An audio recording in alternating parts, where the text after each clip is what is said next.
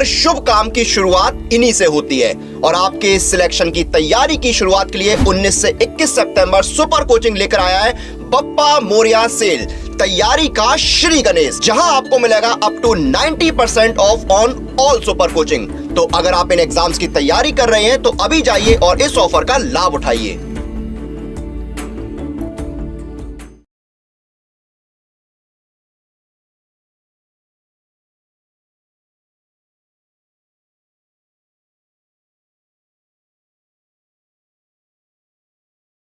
Hello everyone, good morning, सुप्रभात, नमस्कार। कैसे हैं भाई आप सब? मेरे सभी शेरनियों का, मेरे सभी चीतों का स्वागत है भाई मेरे यानी अविरल विश्वकर्मा के साथ आप सबके अपने favourite YouTube channel text book Bihar पर, टेक्स्ट बुक टीचिंग पर। और क्योंकि बिहार इसलिए आ गया दिमाग में क्योंकि चल रहा है, कल नोटिफिकेशन का कुछ प्रारूप आया है और बीपीएससी एग्जाम्स के लिए, इसलिए दिमाग में चल रहा है। मैं वही बात भी करने जा रहा था आप सबसे, तो जल्द शुरुआत करते हैं आपके साथ फटाफट जल्दी से भाई।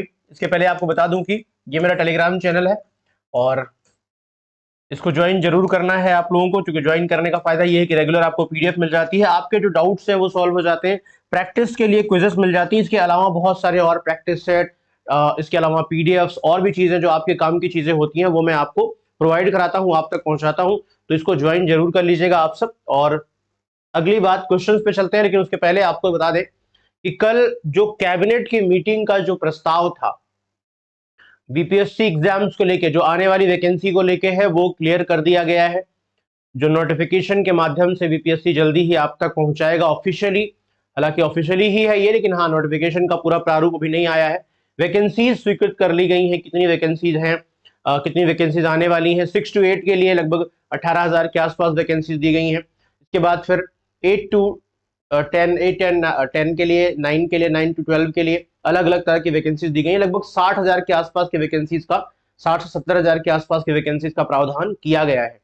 तो ये आप सबके लिए बहुत ही अच्छी बात है। सबसे बड़ी बात यह है कि सबके लिए अलाउ है, इस बार कोई बाउंडेशन नहीं है। पहले की तरह शुरुआत में ऐसे हुआ था, फिर बाद में बदला गया, तो सभी लोग भर सकते हैं। जो भी बीएड वाले हैं वो सब भर सकते हैं। डीएलएड वालों के लिए 6 to 8 में चांसेस हो सकता है मिले, बट ये कंफर्म नोटिफिकेशन के बाद ही होगा, क्योंकि यहाँ पे ऐसा कुछ लिखा नहीं गया है। अभी जो प्रस्ताव, जिसमें स्वीकृति का जो पत्र दिया गया है, इनमें ऐसा कुछ लिखा नहीं है। लेकिन हाँ, ये बात है कि जैसे अभी हुआ था ना कि सबको पीआरटी वालों को ही यहाँ पे किया जा रहा है, तो दूसरी चीज ये है कि जो बीएड वाले परेशान थे बेचारे, उनके लिए सीधी सीधी वैकेंसी डाल दिया इन्होंने 6 to 8 और 9 to 10 और 10 to 12 में। तो फाइनली आप सबके लिए एक बड़ा मौका है, बड़ी वैकेंसी है, सबके लिए बड़ी वैकेंसी है। सिर्फ ऐसा नहीं कि मतलब सिर्फ बिहार के जो छात्र हैं वो तो है ही है उनके साथ। तो चलिए शुरुआत करते हैं आज के अपने सेशन की। पहला प्रश्न लेते हैं, जरा से लग जाइए, बिल्कुल एकदम बढ़िया से लग जाइए, मेहनत कर दीजिए ढंग से, क्योंकि इस बार तो सिलेक्शन लेना ही लेना यार, क्योंकि इतनी बड़ी वैकेंसी शायद ही कभी आएगी। आपको यही बता दूं मैं, इतनी बड़ी वैकेंसी शायद ही कभी आएगी, क्योंकि सारी चीजों का गुणा गणित लगाओगे ना, एक इकोनॉमिकल कंडीशन जो हमारी होती है, राज्य की जो एक अर्थव्यवस्था होती है, उस अर्थव्यवस्था के आधार पे जब बहुत सारी नियुक्तियां होती हैं तो एक बड़ा बर्डन भी आता है, ठीक है ना। तो इतनी सारी जरूरतें बहुत सारी हैं अभी तो फिलहाल राज्य को, लेकिन इतनी सारी नियुक्तियां करने के बाद बैलेंस करना भी होता है, और फिर आपको पता है ना कि बैलेंसिंग के बाद इतनी बड़ी वैकेंसीज कब आएगी पता नहीं। तो विद्याधन शब्द किस समास का उदाहरण है? बहुव्रीहि समास, कर्मधारय समास, तत्पुरुष समास और अव्ययी भाव समास। जल्दी से बताइए क्या हो जाएगा? विद्याधन। अब यहां पर प्रॉब्लम ये होता है, देखो इस वाले क्वेश्चन में प्रॉब्लम ये होता है, मैं जानबूझ के क्वेश्चन यहाँ पे ले आया सुबह, कई बार बच्चों ने गलत उत्तर दिया, बहुत सारे बच्चों ने गलत उत्तर दिया, और आप लोग में से बहुत सारे लोग गलत उत्तर दे रहे हैं, कह रहे हैं। अब क्योंकि आप इसका क्या करते हो, आप कहते हो, इसका लगाते हो, दिमाग आपका कहता है विद्या का धन। मैं बताता हूं क्यों गलत करते हो। हमेशा ध्यान रखना, का, के, की या रा, रे, री, ये होता है संबंध कारक, ये होता है संबंध कारक। जैसे ही आप यहां का लगाते हो, ये संबंध दर्शाता है। जबकि एक बात बताओ कि यहां ना तो विद्या कोई है ना धन कोई है, यहां संबंध किसका किससे दे रहे हो आप? संबंध किसका किससे? विद्या का धन से संबंध कोई बता रहे हो? नहीं, यहां विद्या धन में विद्या का धन, विद्या कोई है नहीं जिसका धन है। ये कहूं मेरा, ये राम का पेन, तो राम का पेन में राम भी व्यक्ति, हर पेन एक वस्तु है जिसका संबंध राम से आप लगा सकते हो। लेकिन यहां ना धन है ना विद्या, तो विद्या कोई है, कोई व्यक्ति वस्तु स्थान थोड़ी ना कि विद्या का धन है ये, नहीं, बिल्कुल नहीं होगा। यही गलती करते हो जिसकी वजह से आप कहते हो कि तत्पुरुष हो जाएगा, ये होगा ही नहीं, ठीक है। एक्चुअली यहां पर विद्या रूपी धन होता है, धन कैसा? विद्या रूपी धन। यहाँ पे अगर समास विग्रह करोगे इसका तो ये बनेगा विद्या रूपी धन। और रूपी जैसे ही आएगा, मैं रेगुलर बताता हूं कि जैसे ही रूपी शब्द यानी कि जहां तुलना की जाए, जहां समानता दर्शाई जाए, जहां विशेषता दर्शाई जाए, वहां कर्मधारय हो जाता है, जो कि बहुत सारे साथियों ने उत्तर दिया भी। तो इस चीज को ध्यान रखना, समास विग्रह सही नहीं होगा तो फिर समास नहीं निकल पाएगा, और निकलेगा भी तो गलत निकल पाएगा। समझ रहे हैं आप लोग? चलिए अगले प्रश्न पे चलते हैं। एक बार जरा सेशन को शेयर वेयर कर दो बढ़िया से, ठीक है? सारे सेशन अपने अपने ग्रुप में शेयर कर दिया जाए, बिल्कुल फटाफट जल्दी से शेयर कर दिया जाए। सभी लोग शेयर कर दिया करो यार, कोई परेशानी नहीं है इसमें, ठीक है ना? कुछ लोगों को लगता है शेयर करें, अरे बड़ा क्या हो जाएगा, बड़ा इंफीरियोरिटी कॉम्प्लेक्स क्या लेके आए थे, क्या लेके जाओगे, और कौन किसने कौन क्या कह देगा आपको ना, कोई क्या सोच लेगा आपके बारे में। मैंने सुना कई बार कि कुछ लोग सोचते क्या सोचेगा, कोई क्या ही सोच के क्या कर लेगा आपका। हमेशा ध्यान रखना, जीवन में अपने हिसाब से काम कीजिए, आपको जो सही लगता है वो कीजिए, जो नहीं सही लगता वो मत कीजिए। कौन क्या सोचता है, चार लोग क्या कहेंगे, इससे हिसाब से सोचिए। आपको लगता है सही है, मुझे ये प्रिपरेशन करना है, मुझे इस जॉब की तलाश है और मुझे यहीं जाना है, तो फिर वहीं जाना है, दुनिया क्या क्या देखना जाएगा, बस हाँ मुझे प्रूव करना चाहिए। आपने जो सोचा है उस पर खुद को प्रूफ करोगे तभी, वरना तो लोग हंसेंगे ही ना, और हंसने तो लोग क्या करना है, लोग तो कुछ तो लोग कहेंगे। बा मुलहजा शब्द में कौन सा उपसर्ग है? बा मुलहजा शब्द में कौन सा उपसर्ग है, जल्दी बताइए।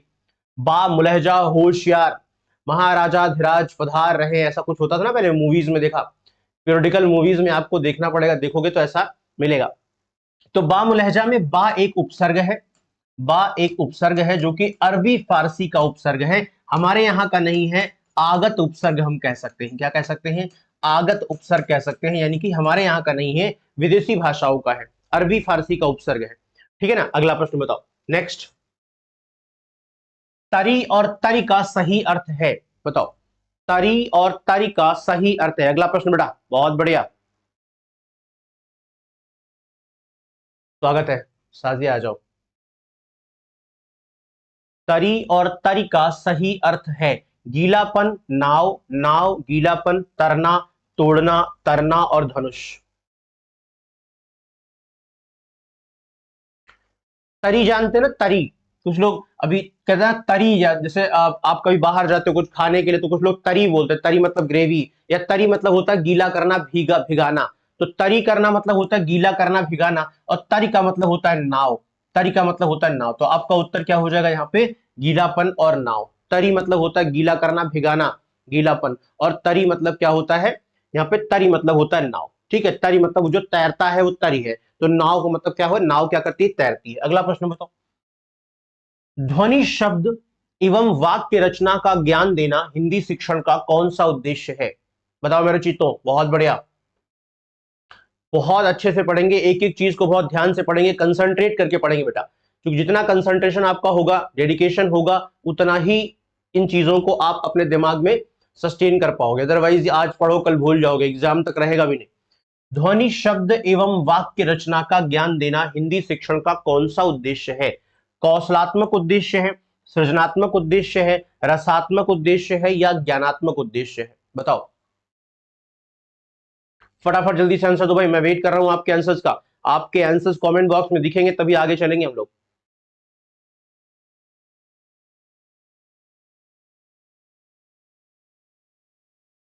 प्रोफेसर ब्लूम ने एक पुस्तक लिखी है शैक्षिक उद्देश्यों का वर्गीकरण, क्या लिखा है?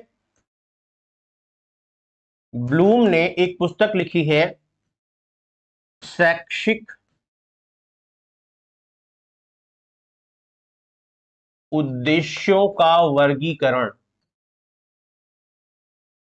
इस पुस्तक में इन्होंने बताया है कि शैक्षिक उद्देश्य क्या है और कैसे कैसे इसका बंटवारा होता है, किस किस तरह से। तो ध्वनियों, शब्द और वाक्यों की रचना का ज्ञान देना ज्ञानात्मक उद्देश्य कहलाता है। क्या कहलाता है? ज्ञानात्मक उद्देश्य कहलाता है प्रोफेसर ब्लूम के अनुसार। तो ये क्या हो जाएगा? ज्ञानात्मक उद्देश्य हो जाएगा, ध्यान रखना। कौशलात्मक, सृजनात्मक और रसात्मक नहीं, बल्कि ज्ञानात्मक उद्देश्य हो जाएगा। अगला बताओ। जिस वाक्य में किसी काम या बात का होना पाया जाता है वह है। जिस वाक्य में किसी काम या बात का होना पाया जाता है वह है, स्वागत है बेटा, आ जाओ, बहुत बढ़िया। अनुज फटाफट आंसर दो बेटा, जल्दी से क्वेश्चन को पढ़ो, समझो और आंसर दो। नेहा, पूनम, किरण, सुषमा, साजिया, जेके सिंह, नैना, निभा, बताओ बेटा जल्दी से, स्वीटी, आशीर्वाद, के जीनियस।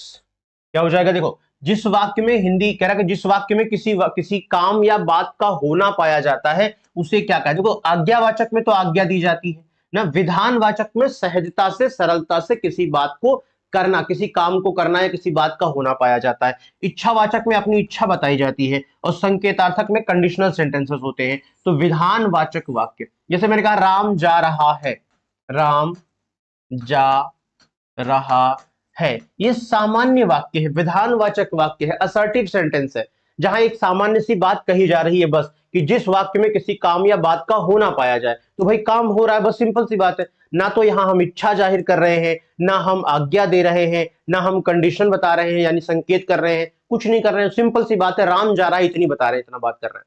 ठीक है, तो जब ऐसी बात कर रहे हैं क्या होता है, विधानवाचक कहते हैं। 8 प्रकार होते हैं, पता है आपको। देखो वाक्यों के, मैंने आपको बताया है कि वाक्यों का वर्गीकरण 2 आधार पे होता है। कौन कौन से आधार पे? एक होता है संरचना के आधार पे, जल्दी से लिखना मेरे साथ, कॉपी पर लिखना, संरचना। और दूसरा होता है अर्थ के आधार पे। आपको मैंने बताया है कि जब संरचना के आधार पे होता है तो 3 प्रकार होते हैं। पहला होता है सरल वाक्य, सिंपल सेंटेंस। दूसरा होता है संयुक्त वाक्य, कंपाउंड सेंटेंस।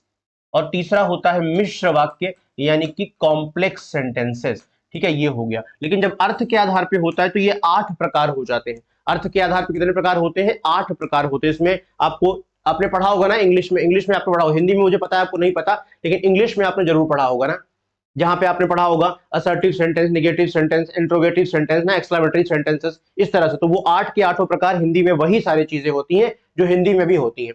आपने हिंदी में पढ़ा नहीं मुझे पता है, इंग्लिश में आपने पढ़ा है, तो वही चीजें यहां भी कहलाती हैं। ठीक है, चलिए आगे बढ़ते हैं। नेक्स्ट, कारक को प्रकट करने के लिए प्रयुक्त किया जाने वाला चिन्ह कहलाता है।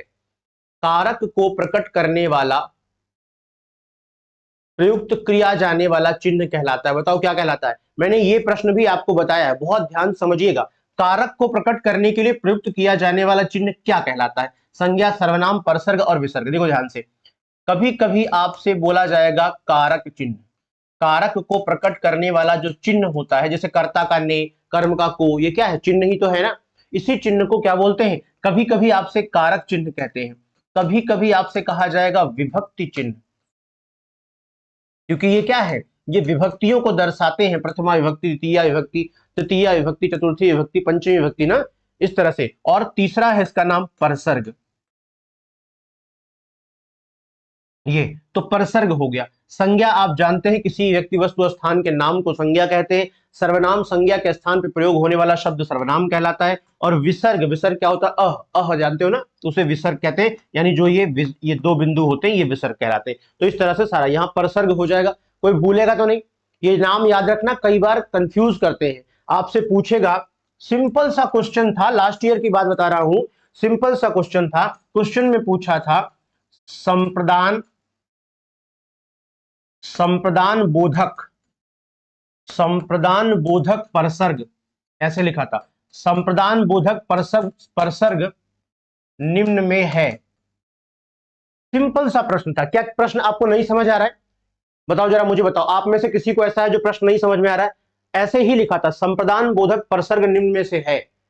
अब सारे परेशान थे कि यार ये क्या पूछा था, संप्रदान बोधक परसर्ग क्या होता है ये, जबकि कुछ नहीं है। वो कह रहा था संप्रदान कारक का बोध करवाने वाला कारक चिन्ह कौन सा होता है। और मुझे गारंटी के साथ पता है, यहाँ पे 60-70 लोग हैं, एक एक छात्र को, मेरे एक एक चीते को पता है कि संप्रदान कारक का चिन्ह क्या होता है के लिए।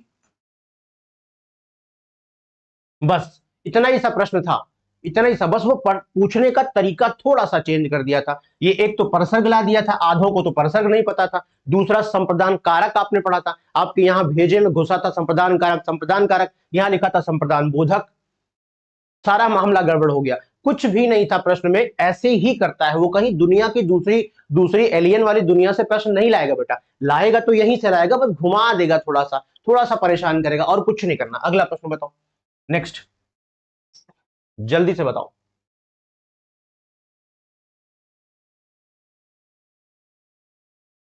ठीक है, चलिए बहुत बढ़िया। तो किसी के कहे, कथन या वाक्य को या रचना के अंश को ज्यों का त्यों प्रस्तुत करने के लिए जिस विराम चिन्ह का प्रयोग किया जाता है उसे कहते हैं, जल्दी से बताओ बीपीएससी वालों, क्या हो जाएगा? किसी के कहे, कथन या वाक्य को या रचना के अंश को ज्यों का त्यों प्रस्तुत करने के लिए जिस विराम चिन्ह का प्रयोग किया जाता है उसे क्या कहते हैं बेटा? बताओ जल्दी से मुझे।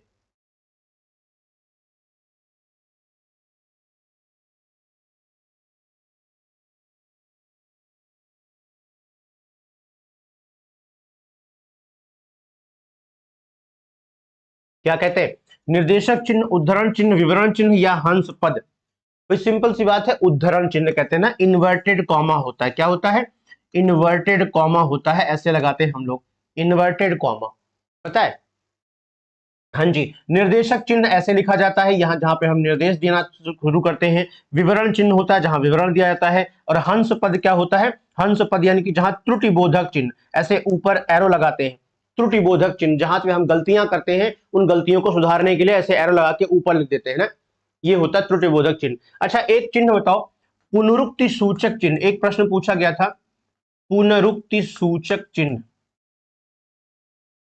एक्चुअली प्रॉब्लम हिंदी के नामों में है, आप चिन्हों के बारे में तो जानते हैं, लेकिन जब हिंदी में पूछता है कि पुनरुक्ति सूचक चिन्ह बताइए तो आप परेशान होते हैं कि यार ये कौन सा चिन्ह है, ये तो हमने कभी सुना ही नहीं है।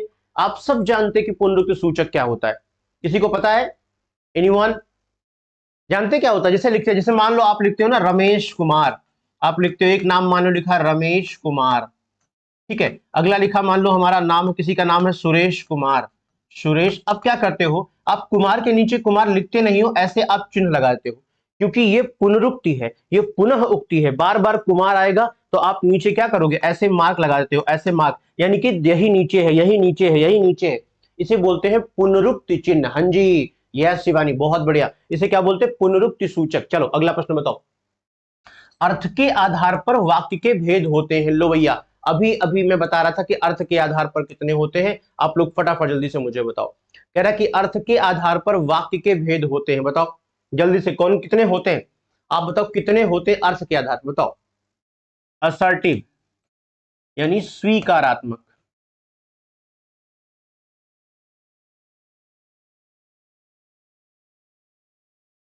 नकारात्मक,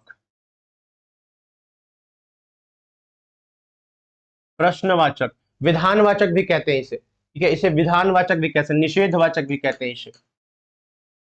नकारात्मक को निषेधवाचक भी कहते हैं, जहां पे मना करना होता है ना, यहां पर मत जाओ, ये मत करो, ठीक है। फिर आज्ञावाचक,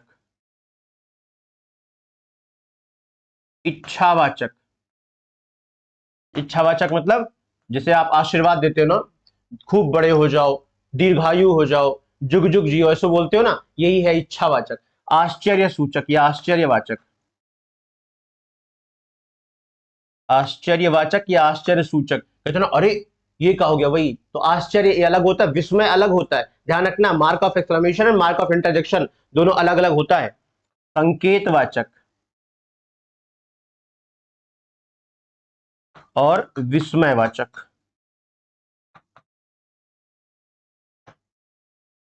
कितने हो गए?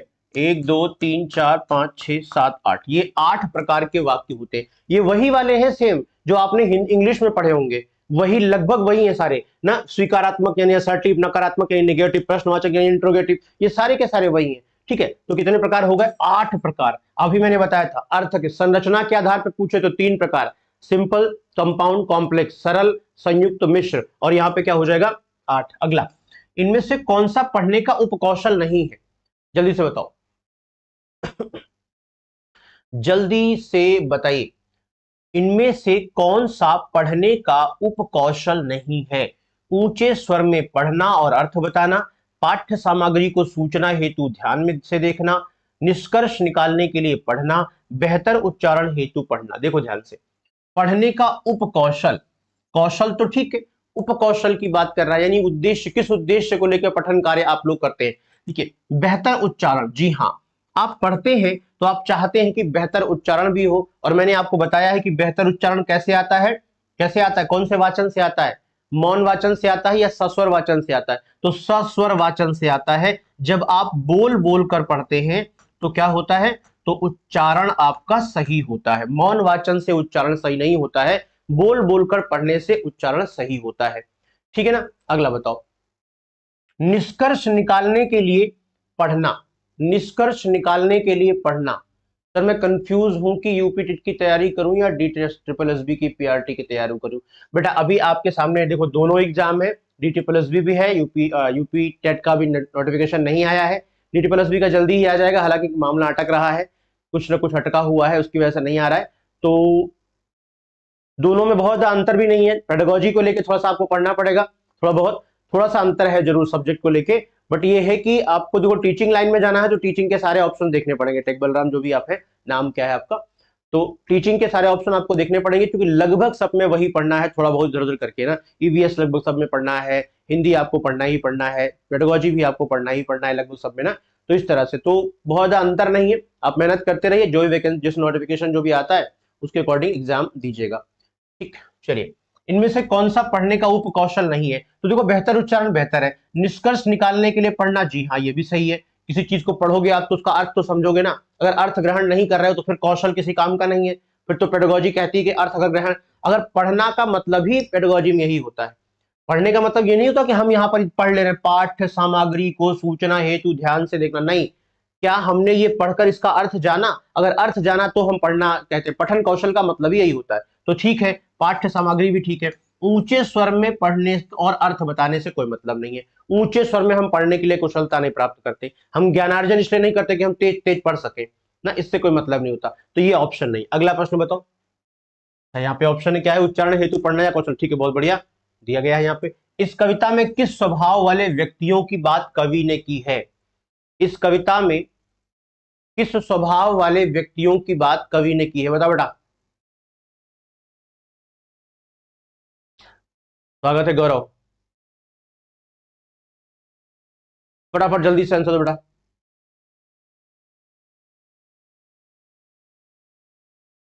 गुड लुशिता। इस कविता में किस स्वभाव वाले व्यक्तियों की बात की कवि ने की? कौन से कविता में? कविता तो दी नहीं है यार इसमें, मतलब कुछ गड़बड़ है यहाँ पे। कोई बात नहीं, छोड़ दो इसको, कुछ तो प्रॉब्लम है। हमारे लिए सुख दुख समान है, यह भाव कविता, कविता कहां से आ गई? कविता ठीक है बीच में कहीं, कविता गायब हो गई। कविता को ढूंढो भाई, कविता कहां चली गई?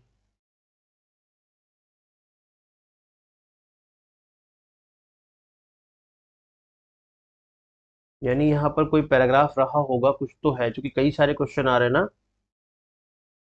कुछ तो है।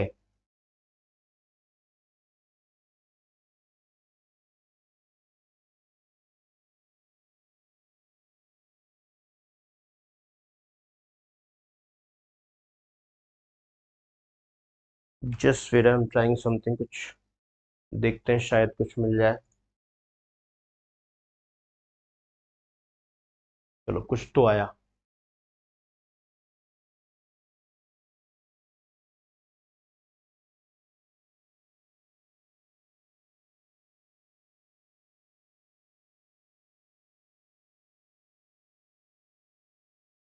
दिखाई दे रहा है ना? इसमें कुछ कर भी नहीं सकते, ये ऐसा आया। दिखाई तो दे रहा है।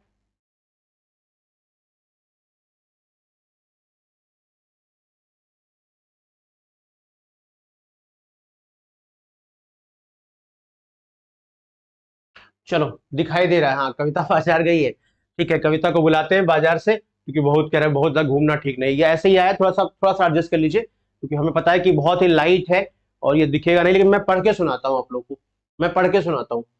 तो हम दीवानों की क्या हस्ती, हम क्या लिखा है, हम दीवानों की क्या हस्ती है, आज यहाँ कल वहां चले, मस्ती का आलम साथ चला, हम धूल उड़ाते जहां चले, आए बनकर उल्लास अभी, आंसू बनकर वह चले अभी, सब कहते ही रह गए अरे तुम कैसे आए कहाँ चले, किस ओर चले या मत पूछो, चलना है बस इसलिए चले, जग से उसका कुछ लिए चले, जग को कुछ अपना दिए चले। एक बार फिर से मैं दोबारा रिपीट कर रहा हूं कविता को, थोड़ा सा लाइट है, मुझे पता है आप लोगों को कम दिखाई दे रहा होगा, लेकिन फिर भी कोशिश कीजिएगा जरा, मैं पढ़ रहा हूं आप लोग सुनिएगा, फिर क्वेश्चन पे चलते हैं फिर से। हम दीवानों की क्या हस्ती है, आज यहां कल वहां चले, मस्ती का आलम साथ चला, हम धूल उड़ाते जहां चले। आए बनकर उल्लास अभी, आंसू बनकर बह चले अभी, सब कहते ही रह गए अरे, तुम कैसे आए कहां चले। किस ओर चले यह मत पूछो, किस ओर चले यह मत पूछो, चलना है बस इसलिए चले, जग से उसका कुछ लिए चले, जग को कुछ अपना दिए चले। इस तरह की कविता है कुछ, शायद इसी के प्रश्न है ये। इस कविता में किस स्वभाव वाले व्यक्तियों की बात कवि ने की है, बताओ। इस कविता में किस स्वभाव वाले व्यक्तियों की बात कवि ने की है? हंसमुख स्वभाव वाले, उदार स्वभाव वाले, मनमौजी स्वभाव वाले, या गंभीर स्वभाव वाले, बताएं। किस तरह का स्वभाव है व्यक्ति का जो कह रहा है आज अभी अब यहां चले? कैसा स्वभाव है उसका? वो कह रहा है कि हम धूल उड़ाते जहां चले, जहां भी जाते हैं मस्त मौला रहते हैं, सब मस्त हो जाते हैं। मनमौजी स्वभाव का व्यक्ति है ना, अभी यही था, कह रहा है कि अभी यही था, अभी कहां चल दिया पता नहीं। हमसे ये मत पूछो हम कहां चले, बस ये सोचो कि जहां भी जाएंगे मस्त मौला रहेंगे। हमारे लिए सुख दुख समान है, यह भाव कविता की किस पंक्ति से व्यक्त होता है? हमारे लिए सुख दुख समान है, मस्ती का आलम साथ चला, कुछ हंसे और फिर कुछ रोए, हम धूल उड़ाते जहां चले। आए बनकर उल्लास अभी, आंसू बनकर बह चले अभी। देखो कह रहा है कि हमारे लिए सुख दुख समान है। देखो इस लाइन को पढ़ो, आए बनकर उल्लास अभी, उल्लास मतलब खुशी, सुख, आंसू बनकर बह चले अभी, यानी दुख। जो सुख और सुख मतलब नहीं है, कभी आएंगे चले जाएंगे कोई फर्क नहीं पड़ता। तो यहाँ उत्तर क्या हो जाएगा आपका? फोर्थ वन ऑप्शन यहाँ पे हो जाएगा। नेक्स्ट देखो, कविता में आए वहां चले, कविता में आए वहां चले पद का भाव क्या है? वो कह रहा है कि वहां चले, कहां चले? वहां चले का मतलब क्या कहना चाहता है? कहां चले? कहीं बहुत दूर चले जाना, वीरगति को प्राप्त हो जाना, एकांतवास में चले जाना, जीवन संग्राम में हार जाना। वहां चले मतलब क्या हुआ? वहां इस दुनिया से उस लोक में, लोक से परलोक में जाने की बात कर रहा है। अभी आए थे और अभी कहां चले गए? वहां चले, वहां मतलब परलोक से धार गए, अभी चले गए। ठीक है, जीवन में भाई, इस पूरी जीवन की जब यात्रा की बात करते हैं तो क्या होता है? सुख दुख यही रहता है, आना और जाना, दो ही चार चीजें हैं बस। एक आना होता है, एक जाना होता है जब तक रहते हैं, जब तक जाते नहीं। आने और जाने के बीच में सुख और दुख होता है, इसके अलावा तीसरा कोई चौथा चीज कोई होती नहीं है, पांचवी। ठीक है ना, बस दो ही चीज होती। हाँ, तो यहाँ पे इसका उत्तर क्या हो जाएगा? वहां चले में क्या होता है? वीर गति को प्राप्त हो जाना। वीर गति को प्राप्त होना मतलब होता है वहां चले। ठीक, अगला, उल्लास शब्द में कौन सा उपसर्ग है? उल्लास, बताओ बेटा, संधि विच्छेद करो, निकल के आ जाएगा। संधि विच्छेद करो, उपसर्ग निकल के आ जाएगा। उल्लास शब्द में कौन सा उपसर्ग है? आप सबको पता है कि यहाँ जो डबल ला में ये लगा हुआ है, आधा ला, ये कैसे बना हुआ है? ता के व्यंजन संधियों में ता का एक नियम है। ता का नियम क्या है कि जब उत के साथ ला, ता के साथ ला को जोड़ा जाएगा, ता के साथ ला आएगा, तो इस ता को भी ला में बदल देंगे, आधा ला बन जाएगा। तो ये आधा ला, ये पूरा ला, दोनों मिला के उल्लास हो जाएगा। उपसर्ग क्या बनेगा? उत बन जाएगा। क्या बन जाएगा बेटा? बी नहीं, बी नहीं होगा मेरे चीते, उत हो जाएगा 1 नंबर। ठीक है, ए हो जाएगा। ठीक है, गुड। अगला प्रश्न बताओ, चलना है बस इसलिए चले, पंक्ति में कवि का आशय क्या कहना चाहता है? क्या कहना चाहता है? इसलिए चले, चले तो लेकिन क्यों चले? चलना है, तेरा जाना ही है, चलना है इसलिए चले, मतलब जाना तो है ही है ना। क्या हो जाएगा? हमारे चलने का कोई लक्ष्य नहीं है, हमारे चलने का कोई प्रयोजन नहीं है, हमारा जीवन लक्ष्यहीन है, चलना ही हमारे चलने का लक्ष्य है। जी हाँ, क्या कह रहा है? चलना है इसलिए चले, मतलब चलना तो है ही है। हम चले, आज यहां कल वहां चले, क्यों चले? चलना ही जीवन का लक्ष्य है। चलते रहना है और एक दिन चले जाना है, चलते रहना है और एक दिन चले जाना, इसलिए क्या कह रहा है? चलना ही जीवन का लक्ष्य है। कविता में प्रयुक्त आलम शब्द का अर्थ है, आलम, आलम मतलब जानते? तन्हाई का आलम है ना, तन्हाई का आलम है ना। और कैसा था ये? अच्छा, बरसात का मौसम है, तन्हाई का आलम है ना, हम घर से निकल आए और जूस की बोतल भी उठा लाए। चलो आगे, कविता में प्रयुक्त आलम का अर्थ क्या है? अनुभव, हालत, घटना और विषय। क्या होता है आलम? आलम का मतलब क्या होता है? आलम का मतलब क्या होता है? हालत। क्या हो जाता है? हालत। तो आलम का मतलब होता है हालत। कह भाई साहब, आलम यह है कि मतलब समझ लो कि हम पढ़ा पढ़ा के थक गए और कोई पढ़ नहीं पा रहा है, पढ़ ही नहीं रहा है कोई, तो आलम ये है, मतलब हालत ये है, कंडीशन ये है, सिचुएशन ये है। ठीक है ना, तो ये उत्तर हो जाएगा आपका हालत। ठीक, चलो अगला प्रश्न है, राजा सेवक को कंबल देता है। देखो प्रश्न आ गया है, वाक्य में रेखांकित पद में कौन सा कारक है? बताओ। राजा सेवक को कंबल देता है, वाक्य के रेखांकित पद में कौन सा कारक है? देखो ध्यान से, देने के भाव, मैंने एक दिन ऐसे एक प्रश्न और आया था, बताया था, जहां भी देने का भाव आएगा, किसी को कुछ देने के लिए अगर को का प्रयोग किया गया है तो वहां पे क्या हो जाएगा? संप्रदान कारक हो जाता है। संप्रदान कारक का चिन्ह के लिए और को होता है। क्या होता है? के लिए या फिर को होता है। को का प्रयोग कब होता है? जब हम किसी को कुछ दे रहे हैं, किसी को कुछ प्रदान कर रहे हैं, तो वहां पे क्या होता है? को हो जाता है। बेटा सेशन को एक बार शेयर कर दे भाई, जो नए साथी मेरे साथ आ रहे हैं, आपसे अनुरोध यही है, इच्छा भी है, शुभेच्छा भी यही है कि आप सब सेशन को शेयर करेंगे और आशा है कि आप कर चुके होंगे। तो फिलहाल अगला प्रश्न है, कर्म कारक का चिन्ह को होता है और संबंध कारक का काकी के होता है ना, काकी के या रारी रे होता है। कर्ता कारक का चिन्ह क्या होता है? ने होता है। परसर्ग वही है, परसर्ग। ठीक है, चलो कोई बात नहीं बेटा, कोई बात नहीं। एग्जैक्टली तो तोता डाल पर बैठा है, इस वाक्य में कौन सा कारक है? तोता डाल पर बैठा है, इस वाक्य में कौन सा कारक है? जल्दी से बताओ भाई। तोता डाल पर बैठा है, करण कारक है, संबंध कारक है, अधिकरण कारक है, या कि फिर अपादान कारक है? कौन कौन बताएगा? जल्दी से बताओ। तोता डाल पर बैठा है, जैसे ही में या पर आएगा, ध्यान रखना, जैसे ही में या पर आएगा यहां पे अधिकरण कारक हो जाता है। होता क्या है?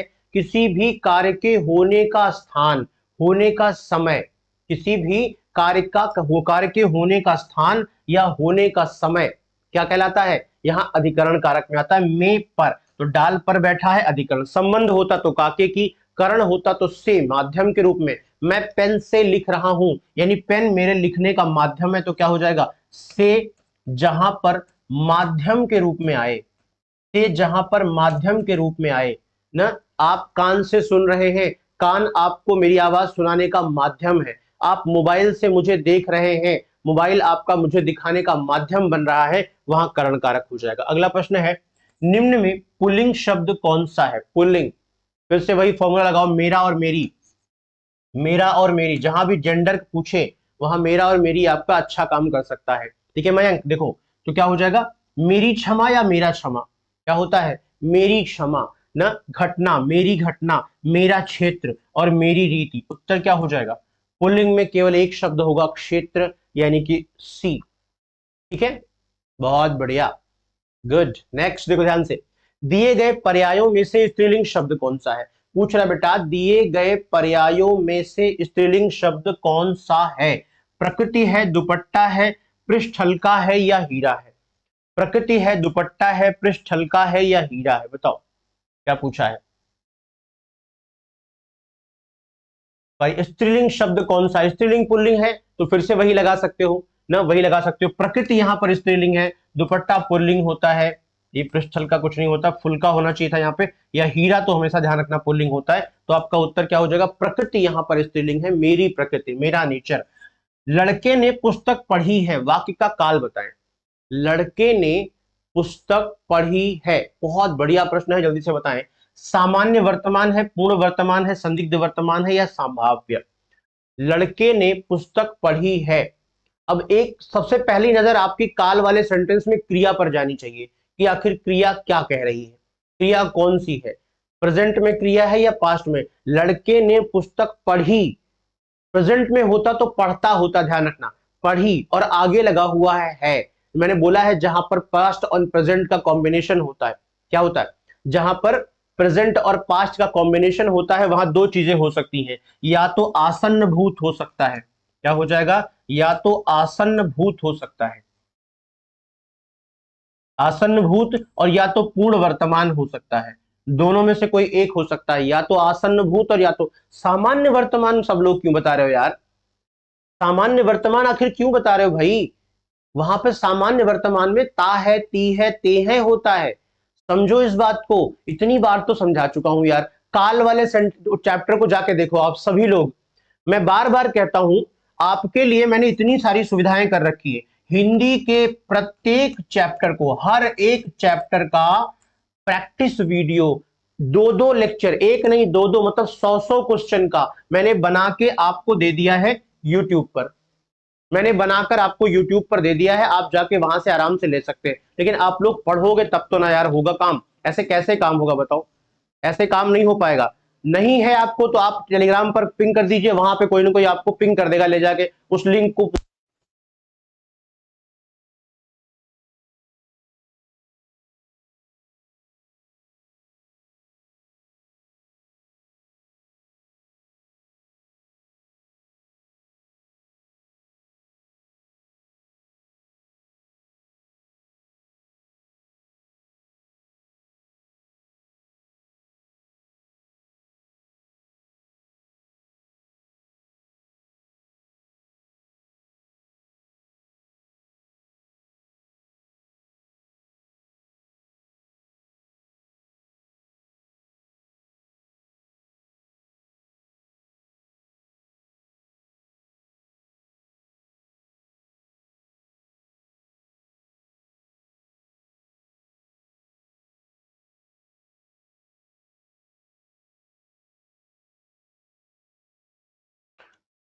हाँ जी बिल्कुल। तो वो अगर एक बार, मैं ये जानते हो जितने लोगों का ये प्रश्न गलत हुआ है, मैं दावे के साथ कह सकता हूं, एक बार जाके आप उस वीडियो को पूरा देख लीजिए, 2 वीडियो दोनों को देख लीजिए, उसके बाद आपका काल का प्रश्न गलत हो जाए तो फिर मुझसे कहना। अगर कंसंट्रेशन के साथ आप देख लोगे तो काल का प्रश्न गलत हो जाए तो फिर मुझसे कहना कि हाँ सर गलत हो। कुछ नहीं यार, हलवा है। तो जहां पर अगर लिखा हो, देखो जरा ध्यान से, लड़के ने पुस्तक पढ़ी, ये पास्ट है बेटा। अगर पुस्तक पढ़ता है तो प्रेजेंट वर्तमान हो, तो सामान्य वर्तमान पढ़ता है। पूर्ण वर्तमान में पढ़ा के साथ है लगा दिया तो ये बन जाएगा पूर्ण वर्तमान। संदिग्ध क्या हो जाता? संदिग्ध वर्तमान लिखा, पढ़ता होगा, लड़का पुस्तक पढ़ता होगा, तो क्या बन जाएगा? संदिग्ध वर्तमान। और संभाव्य वर्तमान, वॉइस नहीं आ रही क्या? आ गई, चलो ठीक है, ओके। नेक्स्ट, तो यहाँ पे संभाव्य वर्तमान लिखा हुआ है। संभाव्य वर्तमान का मतलब क्या होता है? जहां पे संभावना जताई जाए, हो सकता है वह पुस्तक पढ़ता हो सकता है, या शायद वह पुस्तक पढ़ता हो, ऐसा हो जाएगा। ठीक है, नेक्स्ट, बहुत बढ़िया। नेक्स्ट अगला, सब कुछ समाप्त हो गया है। सब कुछ, हाँ बिल्कुल रंजना जी, मैं करवा दूंगा, टेलीग्राम पर मैं सेंड करवा दूंगा, आज ही करवा दूंगा। सब कुछ समाप्त हो गया है में प्रयुक्त विशेषण का प्रकार बताएं। संख्यावाचक विशेषण, परिमाण बोधक विशेषण, गुणवाचक विशेषण या सार्वनामिक विशेषण बताएं। क्या लिखा है? सब कुछ समाप्त हो गया में प्रयुक्त विशेषण का प्रकार बताएं। संख्यावाचक विशेषण है, परिमाण बोधक विशेषण है, गुणवाचक विशेषण है या सार्वनामिक विशेषण है? सब कुछ समाप्त हो गया, लगाओ दिमाग, क्या हो जाएगा? सब कुछ समाप्त हो गया। हाँ जी बिल्कुल बेटा, ग्रामर का मिल जाएगा आपको, सारा मिल जाएगा। सब कुछ समाप्त हो गया, देखो संख्या, सब कुछ समाप्त, कितना, क्या समाप्त हो गया? सब, जो भी था वो सब समाप्त हो गया। कितना था ये नहीं पता, क्या था ये बता नहीं रहा है, लेकिन कह रहा है सब समाप्त हो गया। देखो परिमाण बोधक, गुणवाचक, सार्वनामिक, जब पूछेगा सब कुछ तो गुणवाचक और सार्वनामिक तो यहां पे हो नहीं पाएगा। देखो 2 ऑप्शन है, परिमाण हो सकता है या संख्यावाचक हो सकता है। सब कुछ समाप्त हो गया, सब कुछ। अब वो किलो, लीटर, मीटर में था या संख्या में था ये नहीं पता, कह रहा कि सब कुछ समाप्त हो गया, और कितना था ये भी नहीं बता रहा है कि वो 1 किलो 2 किलो था, जितना भी था, जो भी था सब समाप्त हो गया। तो ऐसी कंडीशन में जहां सब कुछ समाप्त हो गया, ऐसी कंडीशन में हम संख्यावाचक विशेषण लगा देंगे। और इसमें भी अगर पूछा जाए तो अनिश्चयवाचक, अनिश्चय यानी हमें पता नहीं है कि कितना था और कितना समाप्त हुआ, लेकिन जो भी था वो सब कुछ समाप्त हो गया, सब कुछ। तो कुछ में ऑप्शन यहाँ पे हम लगा देंगे ए, संख्यावाचक, ध्यान रखना। ठीक है, सब कुछ समाप्त हो गया, जो भी था सब समाप्त हो गया। ठीक, नेक्स्ट, निम्नलिखित की सही वर्तनी होगी। अनुषंगिक लिखा है, अनुषंगिक लिखा है, अनुषंगिक और आनुषंगिक, बताओ जरा क्या उत्तर हो जाएगा? सही उत्तर क्या हो जाएगा? देखें, समझें और बताएं। ये भी आपको रूल्स के अकॉर्डिंग ही आएगा। अगर आपको रूल्स पता होगा तो डेफिनेटली आप उत्तर लगा दोगे। और मैंने रूल्स एक बार नहीं कई बार बताए हैं, याद है आप लोगों को? चलो बेटा बहुत बढ़िया। सेशन को एक बार लाइक वाइक भी कर दिया करो यार, लाइक वाला बटन जरा तुम लोग दबा दिया करो, अच्छा लग रहा हो तो ना। अगर अच्छा लग रहा हो तो लाइक वाला बटन दबा दिया करो, थोड़ा सा मुझे भी मोटिवेशन मिलता है कि हाँ कुछ अच्छा लग रहा है, कुछ आप लोग समझ भी पा रहे हो कि नहीं पा रहे हो। असमंजस की स्थिति रहती कि यार पता नहीं समझ भी आ रहा है कि नहीं आ रहा है ना, अच्छा लग रहा है कि नहीं लग रहा है, फायदा होगा आपका आपको कि नहीं होगा।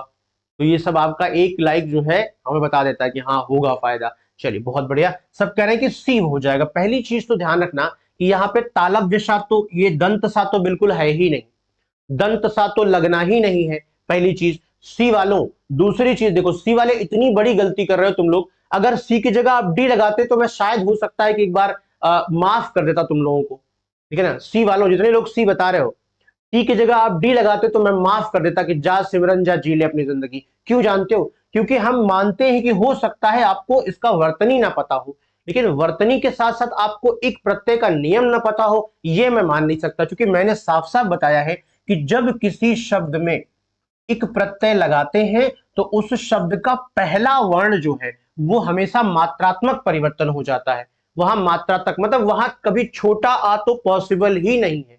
लास्ट में एक प्रत्यय लगा हुआ शब्द छोटा आ से शुरू हो, ये पॉसिबिलिटी कम होती है, ना के बराबर होती है। क्योंकि वो अगर कोई मात्रा नहीं तो बड़ा की मात्रा तो लगा ही देता है। ये वो एक प्रत्यय का अपना नियम है। देखो ध्यान से, अगर कोई मात्रा नहीं है यानी छोटा आ है और बड़ा आ की मात्रा है तो वो क्या करता है, बड़ा आ में बदल देता है। अगर छोटी ई की मात्रा है, बड़ी ई की मात्रा है, ए की मात्रा है, आय की मात्रा है, तो वो सबको आय में बदल देता है। जैसे देह, देह का दैहिक कर देता है, ठीक है ना।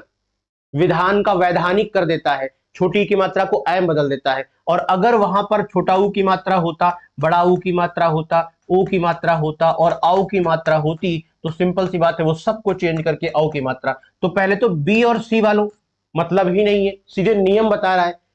अब स्पेलिंग पे आते हैं, इसके वर्तनी पे आते हैं। तो वर्तनी ये है कि दंत सा नहीं होता है, यहाँ पे होता है मूर्धन्य सा, होता है आनुषंगिक। क्या हो जाएगा? आनुषंगिक होता है। समझ में आई बात? नियम को तो ध्यान में रखो यार, नियम को तो ध्यान में रखो। छोटे छोटे नियम में ये इतने सारे, ये नियम किसी किताब में आपको नहीं मिलेगा। ये लिख लो, टीप लो, याद कर लो, रट लो, दिमाग पर चिपका लो फेविकोल से, नहीं तो फिर बाद में पछताओगे। ठीक है, बहुत आसान। और ये बता दें आपके, ऐसे शब्द आपको हर दूसरे तीसरे शब्द मिल जाएंगे, हर तीसरा चौथा शब्द आपको ऐसे नियमों से मिल जाएगा। बस आपको ध्यान देने की जरूरत है, हमेशा मिलता रहता है। आप कहोगे भाई साहब हमारी पारिवारिक स्थिति थोड़ी सी अच्छी चल रही है, पारिवारिक में भी आपने पा में बड़ा की मात्रा लगाया है, जानते हो क्यों? क्योंकि मूल शब्द तो हमारा परिवार था, परिवार में पारिवारिक क्यों कर दिया? अरे भाई साहब उनका सामाजिक स्तर बड़ा अच्छा है, तो समाज से सामाजिक कैसे हो गया? एक प्रत्यय की वजह से ही हो रहा है। अरे भाई साहब बड़े व्यावहारिक इंसान है वो, व्यवहारिक नहीं होता। व्यवहार शब्द में एक प्रत्यय लगाते हो तो व्यावहारिक हो जाता है। ये आप ही लोग बोलते हो यार, हम नहीं बोलते। और आप सब बोलते हो फिर भी गलत करते हो। क्यों जानते हो? क्योंकि बोलते समय आपने ध्यान नहीं दिया कि हम जो बोल रहे हैं वो क्यों बोल रहे हैं।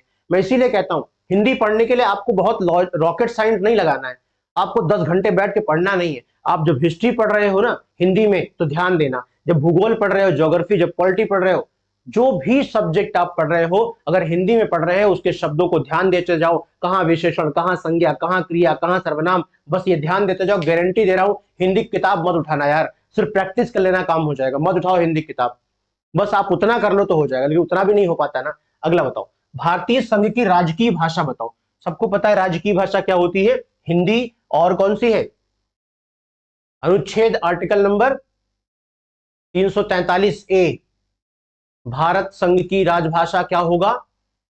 देवनागरी लिपि। और हिंदी, राजभाषा हिंदी होगी और लिपि क्या होगी? देवनागरी होगी। तो क्या हो जाएगा? लिपि देवनागरी और हिंदी।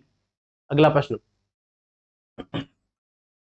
किस तिथि को भारत के संविधान में हिंदी को भारत की राजभाषा को मान्यता प्रदान की गई? ये तो शायद बताया था मैंने, कल परसों में कोई क्वेश्चन हुआ था ना, 14 सितंबर 1949 को। ये तो बताया था मैंने आपको, आर्टिकल नंबर 343 से 351, भाग अनुसूची 8 भाग 17।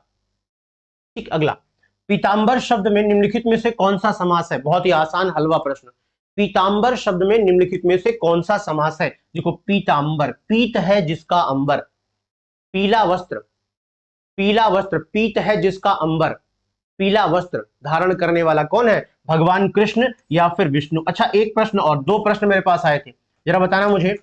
सक्षम और निर्धन, मैं और एक जोड़ रहा हूं यहां पे, सपरिवार, इसमें बताओ सब परिवार कौन सा समास है? तीनों में, तीनों में कौन सा समास है? अलग अलग होगा या एक होगा पता नहीं, मुझे नहीं पता। आप देखो सक्षम में कौन सा समास है, निर्धन में कौन सा समास है, सपरिवार में कौन सा समास है?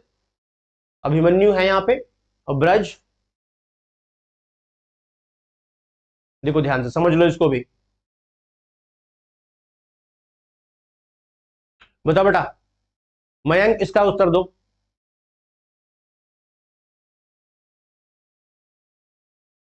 फटाफट जल्दी से बताओ बेटा, बहुत बढ़िया मेरे चीतों, आसान प्रश्न है। देखो क्या होता है, कभी कभी कुछ जगह उपसर्ग होने के बावजूद भी अव्ययी भाव नहीं होता और कुछ जगह क्या होता है, अव्ययी भाव हो जाता है। ध्यान से देखना।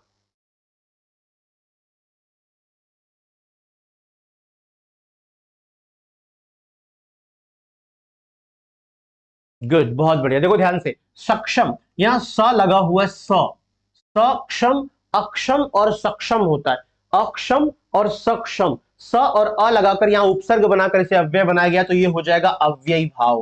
क्या हो जाएगा, अव्ययी भाव। लेकिन ये दोनों ऑप्शन देखो, निर्धन और सपरिवार।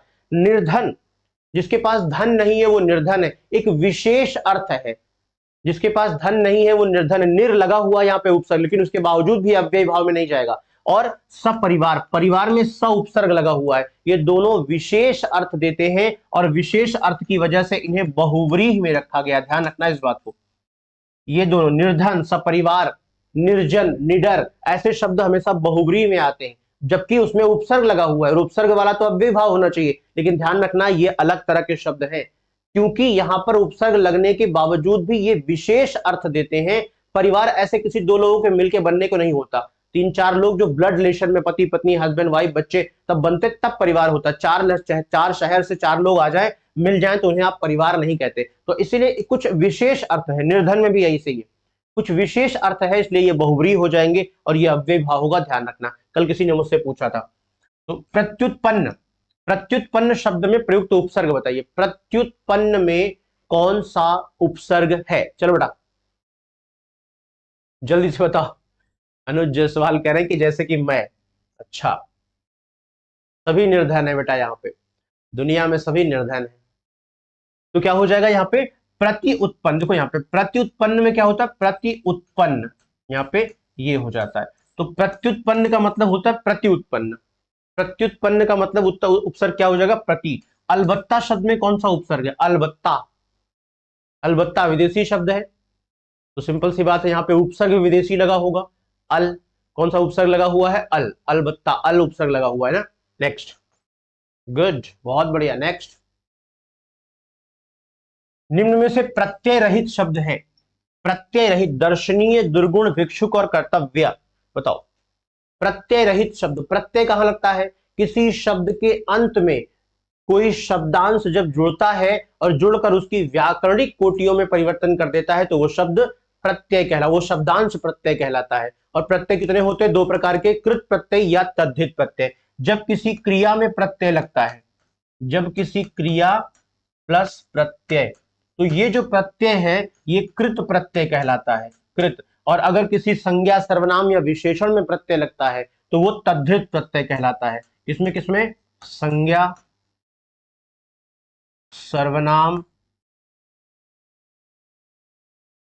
या विशेषण में जब प्रत्यय लगता है, विशेषण में जब प्रत्यय लगता है तो वो प्रत्यय क्या कहलाता है, तद्धित प्रत्यय कहलाता है। ये आपको याद रखना है, कृत प्रत्यय और तद्धित। तो क्या हो जाएगा, दर्शनीय में, दर्शन में ये प्रत्यय लगा दिया तो दर्शनीय बन गया ना। दुर्गुण में दुर लगा हुआ है उपसर्ग, देखो यहाँ पे तो ये प्रत्यय लगा दिया दर्शन में, लेकिन यहाँ पर दुर लगा हुआ है, क्योंकि मूल शब्द है गुण, गुण हमारा मूल शब्द है, प्रत्यय नहीं है, इसलिए आपके पास यहाँ पर उत्तर है डी, नहीं होगा बेटा।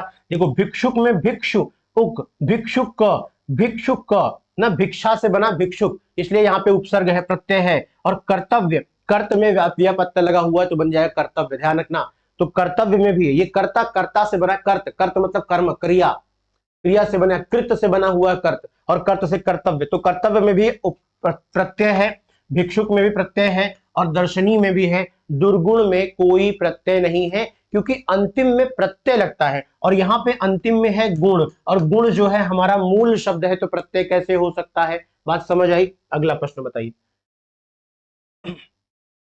गधा तत्शब्द का तत्सम पूछा है, गधा का तत्सम क्या हो जाएगा, बताओ मेरे चीतों, क्या हो जाएगा, गधा, गदर्भ, गद्रभ और गर्दभ। बताओ, ध्यान से पढ़िएगा नहीं तो गलती हो जाएगी।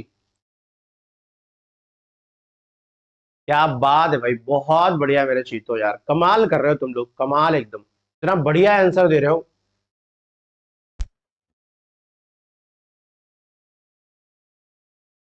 गुड।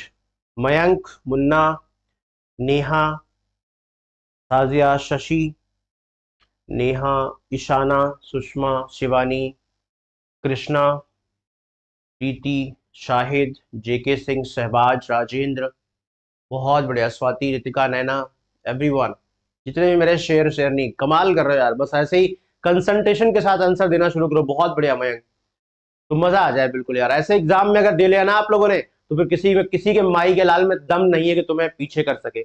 ऐसे ही प्रश्नों का उत्तर सारे सब्जेक्ट में देना शुरू कर दो, बस फिर देखना कमाल, फिर देखना, फिर तो चैलेंज। अच्छा उत्तर क्या हो जाएगा, बी तो नहीं दे रहा, कुछ लोग देखो गलती से बी दे रहे हैं, मुझे पता है यही होता है, बहुत ध्यान से देखना ऐसे प्रश्नों में, कुछ लोग गलती से बी दे रहे हैं। बी में गर्दभ नहीं लिखा बेटा, गदर्भ लिखा है। गर्दभ और गदर्भ में अंतर होता है, आंखों को थोड़ा सा ऐसे और खोलो और ध्यान से देखो ना। तो सुबह सवेरे आंखें खोलो, पानी लाया हूं मुंह धो लो, ये कविता किस वाले क्लास में है, 3 या 4 में है ना, कि 2 में, क्लास 2 या क्लास 3 में है, कि सुबह सवेरे चिड़िया बोली पानी लाई हूं मुंह धो ले ना, ऐसा कुछ है। तो मुझे अभी याद आ गया। इनमें से कौन सा शब्द तत्सम है बताओ, स्वतंत्रता, श्रद्धा, झोपड़ियों, आजादी, तत्सम शब्द कौन सा है? तत्सम यानी जो शुद्ध शब्द है, तत्सम, वह जो तत्सम समान है संस्कृत के, वो कौन सा शब्द है तत्सम, बताओ।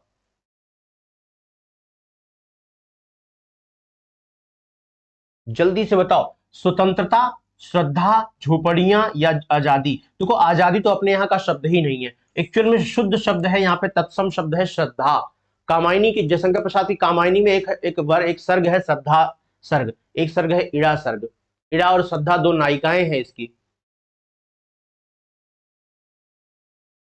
Thank you so much Neha, it's because of you, आपकी मेहनत है ना जिसकी वजह से ये सारी चीजें होती हैं। तो मेरे लिए तो आप ही सब हो, जो भी हो, मेरा अस्तित्व तो ही आप सबके वजह से है, तो आप बेहतर तो हम बेहतर। गुड। अगला प्रश्न बताओ बेटा, निम्न में से क्या हो जाएगा, उसने कटोरा भर दूध पिया, वाक्य में अव्यय शब्द कौन सा है, बताओ। उसने कटोरा भर दूध पिया, कटोरा भर दूध पिया ना, कैसे करे, कटोरा भर, मुट्ठी भर, ग्लास भर, तो भर, भर क्या है यहाँ पे, भर क्या है यहाँ पे, कटोरा भर, ये भर क्या है, एक भर निपात का काम करता है, और निपात क्या होता है, अव्यय होता है, तो अव्यय का काम कौन करेगा, यहाँ पे भर निपात हो जाएगा यानी अव्यय हो जाएगा। हाँ बिल्कुल, इड़ा श्रद्धा, इड़ा जो है बहुत तेज तर्रार होती है, और श्रद्धा जो है बहुत ही सरल सीधी होती है, वाइफ मटेरियल होती है, और इड़ा जो है बहुत तेज तर्रार, बुद्धिमान, विवेकी। हालांकि श्रद्धा भी बुद्धिमान विवेकी है, लेकिन वो वैसी है ना कि बुरा है भला है जैसा भी है, मेरा पति मेरा देवता है, तो उस तरह वाली भावना वाली है कि ठीक है वो कह रहे हैं तो ठीक है कोई बात नहीं। और इड़ा जो है वो तेज है, वो कहती ना ऐसा क्यों कह रहे हैं आप, ऐसा क्यों कर रहे हैं आप, हमें बताइए जल्दी से, ठीक है ना, नहीं ऐसा नहीं करना है, तो ऐसी वाली है। तो अगला बताओ जरा, अनुचित बात के लिए आग्रह करने वाला वाक्यांश के लिए एक शब्द है, अनुचित बात के लिए आग्रह करना, उचित बात के लिए नहीं, अनुचित बात के लिए, अनुचित बात के लिए तो आग्रह किया जाता है, लेकिन उचित, अगर अनुचित बात है तो अच्छा, अच्छी बात है, उचित बात है, सही बात के लिए तो आग्रह करते हैं, रिक्वेस्ट करते हैं, लेकिन अगर उचित नहीं है, अनुचित बात, कुछ गलत काम करवाना है, तो क्या हो जाएगा, दुराग्रह हो जाएगा, क्या हो जाएगा, दुराग्रह, ठीक है।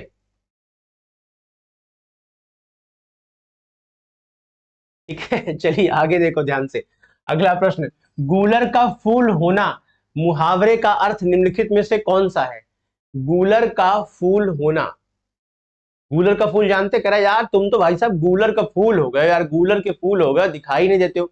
गूलर का फूल कभी किसी ने देखा है ना, कभी किसी ने देखा ही नहीं होगा मुझे लगता है, तो गूलर का फूल कभी दिखाई ही नहीं देता, यानी कि बिल्कुल भी लापता हो जाना।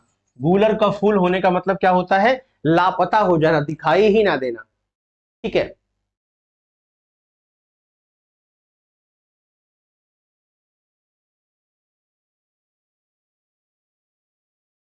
साजिया पूछ रही किस तरह की बात समझ ना आ रही है, बीपीएससी 6 to 8 के लिए सब्जेक्ट कैसे चूज करूं, क्या रहेगा। नोटिफिकेशन आपको जल्दी मिल जाएगा जिसमें सब्जेक्ट सारी चीजें बता दी जाएंगी, लेकिन ध्यान रखना 6 to 8 की बात करें या 9 to 10 की बात करें या 11 to 12 की बात करें, ये तीनों सब्जेक्टिव होते हैं। सब्जेक्टिव यानी आपको एक सब्जेक्ट का टीचर बनना होता है, एक कॉमन पेपर होता है जैसे कि अभी आप बीपीएससी ने करवाया था, और एक सब्जेक्ट का पेपर होता है। तो आपको एक सब्जेक्ट कोई ऐसा चूज करना पड़ेगा जिसमें आप इसमें पीजीटी टीजीटी दोनों दे दो, टीजीटी भी दे लो, पीजीटी भी दे लो और 6 to 8 भी दे लो, ऐसा कोई सब्जेक्ट चूज करना पड़ेगा। अब नोटिफिकेशन आ जाएगा तो वहां आपको बताया जाए कि इसमें कितने सब्जेक्ट है, किस किस से भर सकते हो, या इनमें कितने सब्जेक्ट है, कौन कौन सब्जेक्ट से भर सकते हो, या यहाँ पे। ये तो नोटिफिकेशन आने के बाद ही पता चलेगा, लेकिन कोशिश करना कि ऐसा कोई कॉमन सब्जेक्ट चुनना जो जिसको एक ही बार पढ़ना पड़े। मतलब ऐसा नहीं कि 6 to 8 में कुछ और यहाँ कुछ और, तो ऐसा कॉमन सब्जेक्ट पढ़ोगे तो आपको तीनों में काम आएगा और आप तीनों के लिए एलिजिबल हो जाओगे, ठीक है ना। तो ये भी आपको ध्यान रखना है। नोटिफिकेशन जल्दी आ जाएगा आपके पास, तो जैसे ही आएगा तो आपको सब कुछ पता चल जाएगा। अगला है सोने में सुगंध होना। सोने में सुगंध होना, सोना एक तो ऐसे ही इतना इंपॉर्टेंट है लोगों के लिए, मतलब परेशान है सब, अरे सोना मिल जाए, हमें सोना मिल जाए ना। कनक कनकते सौगुनी मादकता अधिका, यही खाए बहुराए मन वही पाए बहुराए। तो कनक कनकते सौगुनी मादकता कह रहा है कि सोना जो है धतूरे से 100 गुना ज्यादा मादक या नशीला है, क्योंकि धतूरे को तो जब तुम खाओगे तब नशा होगा, सोना मिल जाए तो नशा हो जाएगा। तो सोने में सुगंध मुहावरा का सही अर्थ क्या हो जाता है? सोने में सुगंध मुहावरे का सही अर्थ क्या हो जाता है? सुंदर वस्तु में और गुण होना। कोई वस्तु जो पहले से ही अच्छी है उसमें और गुण हो जाए तो क्या हो जाएगा? लेकिन ये सुगंध अगर आ गई तो सोने के लिए बड़ा खतरा हो जाएगा, क्योंकि लोग उसे चुराना आसान हो जाएगा, ढूंढना आसान हो जाएगा। होनहार बिरवान के हो चीकने पात, लोकोक्ति का सही अर्थ बताइए। रेगुलर ये क्लास बेटा 9 बजे से आपके साथ में उपस्थित रहता हूं 10 बजे तक। 9 से 10 डेली मंडे टू सैटरडे मैं यहीं आपके साथ रहता हूं और उपस्थित रहता हूं। जल्दी ही संडे को भी मैं मैराथन शुरू करूंगा अलग अलग क्लासेस की, तो वहां पे भी आपको मैं मिला करूंगा, ठीक है ना। तो क्या हो जाएगा? होनहार बिरवान के हो चीकने पात। होनहार बालक सुंदर होता है, सुंदर बालक होनहार होता है, होनहार बालक के गुण बचपन से ही दिखाई देने लगते हैं। होनहार बालक सुंदर नहीं होता, क्या होता है? होनहार बालक के गुण बचपन से ही दिखाई देने लगते हैं, ठीक है, बहुत बढ़िया। नेक्स्ट, उसने कहा कि मैं घर जाऊंगा, किस तरह का वाक्य है? उसने कहा कि मैं घर जाऊंगा, किस तरह का वाक्य है? सरल वाक्य है, संयुक्त वाक्य है, मिश्र वाक्य है या प्रश्नवाचक? उसने कहा कि, ये की बता रहा है कि ये मिश्र वाक्य है, ये की बता रहा है कि ये मिश्र वाक्य है। बहुत बढ़िया मेरे चीतों। अगला है, वह दंड से बचना चाहता था इसलिए भाग गया। यह एक संयुक्त वाक्य है, इसका सरल रूप बताइए।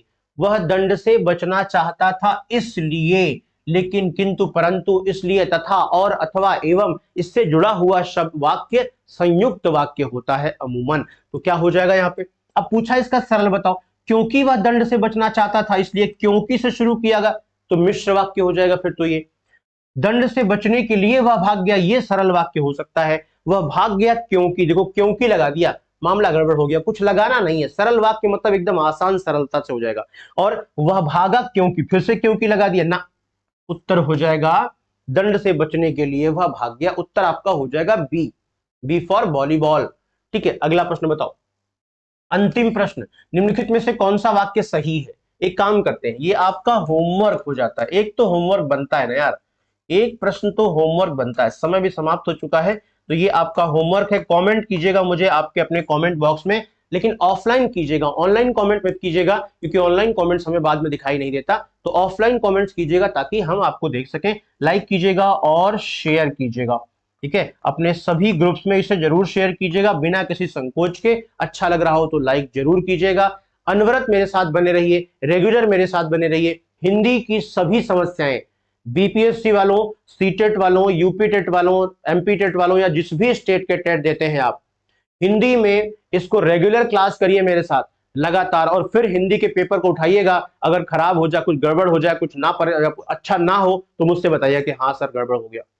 गारंटी है इस बात की। आप ईमानदारी से पढ़िए, मैं पूरी शिद्दत अपनी पूरी जिम्मेदारी के साथ आपको वो कंटेंट दूंगा, वो कॉन्सेप्ट दूंगा जो आपको हिंदी के पेपर में गारंटीड पास करवा के ले आएंगे, उसमें कोई दो राय है ही नहीं, ठीक है ना।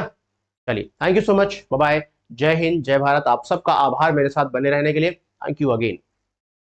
एंड हाँ, एक चीज और, इस समय जो अभी देखो आपको ये दिख रहा होगा, नीचे पट्टी भी दिख रही है पास के लिए भी और आपके कोर्स के लिए भी, जितने भी कोर्सेज हैं उन सब में इस समय गणपति बप्पा का जो गणेश चतुर्थी का जो महोत्सव चल रहा है उसके लिए आपको छूट दी गई है, ऑफर चल रहा है, तो उस ऑफर का लाभ भी उठा सकते हैं आप। जितना जल्दी हो सके उसको ले लीजिए। मिनिमम टाइम में आपको, मिनिमम फीस में आपका सिलेक्शन, वो फाइनल आपका जो बैच है वो आपको मिल जाएगा ताकि आपका सिलेक्शन हो जाए। ठीक है, चलिए। हर शुभ काम की शुरुआत